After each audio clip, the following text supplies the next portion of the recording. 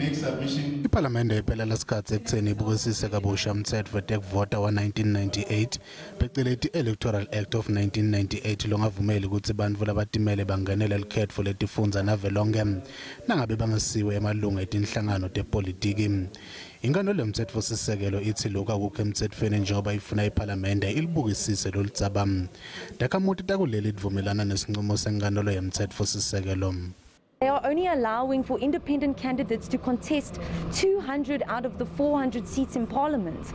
And for me, that is completely unconstitutional. But now what this bill is saying, it says it gives a room to independent candidates to emerge in those structures. It gives a voice to the voiceless, those that are seated there at home, not wanting to vote any political organization because of whatever reason they have. Akugcini lapho. The electoral system post-1994 has been working well, but we need to have methods or modalities to include the independent candidates. And the other recommendation suggests that we must have constituency-based election process. Lolu dzaba litawundluliselwa kumkhandlu wetifundza ngaphambi kwekutsi luyise ePhalamende ngenyanga Nhlaba kulomnyaka kutsi kwentiwe tichibiyelo letitsite.